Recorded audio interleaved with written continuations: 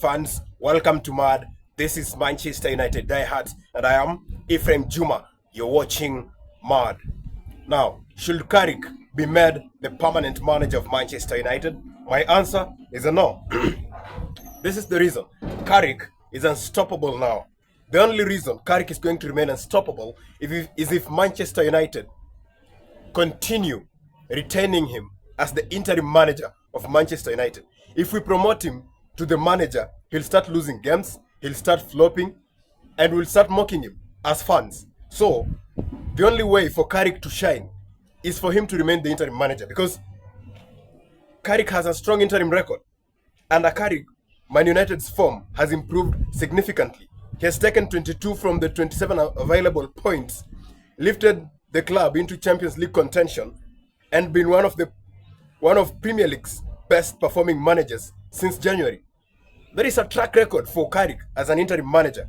If we decide to promote him, now just look at what has happened over the years since Sir Alex Ferguson left. Most managers, when they come to Manchester United in their first matches, let us talk about Ole Gunnar Solskjaer, Erik ten Hag, Jose Mourinho, who's this other guy? David Moyes, and this guy from Netherlands. What was his name? Louis van Gaal. So all these guys have come to Manchester United after Ferguson. Most of them, in their first games, they will shine. But going deep into their stay at Manchester United, they'll start crumbling. Look at, for example, a very good example is Jose Mourinho. When he came to Manchester United, in his first season, he shined, right? In his second season, nothing. Manchester United went back to default settings.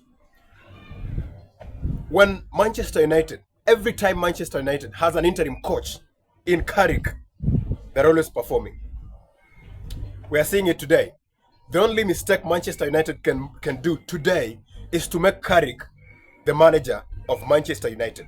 He will start losing the games. Even last weekend, when there were rumors that Carrick is to be made the manager of Manchester United, he lost against Newcastle. That proves that if you make him the manager of Manchester United today, Carrick is going to start losing games. You know, I will support you because of one reason.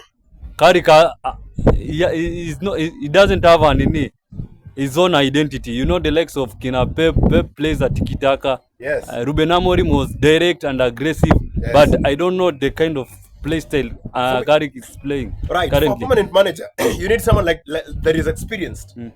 Someone, an alternative candidate like Nagelsmann, or let me say, who is another coach that is Deserve. Is Deserve experienced? But Deserve plays good football. He plays tiki-taka, but Nagelsmann is experienced. I can bet on that. Deserve will play good football, but Manchester will lose. Now Nagelsmann, I don't know if he will bring Manchester United, Manchester's former glory back, but I think he's better for a manager than Carrick. Carrick is better as an interim, and he's performing, no doubt about that. But of course, keeping him as the manager is what is going to fail him. Today, the only thing Manchester can do is to keep Carrick as the interim manager for Manchester United. You're watching MAD. Subscribe. This is Ephraim Juma.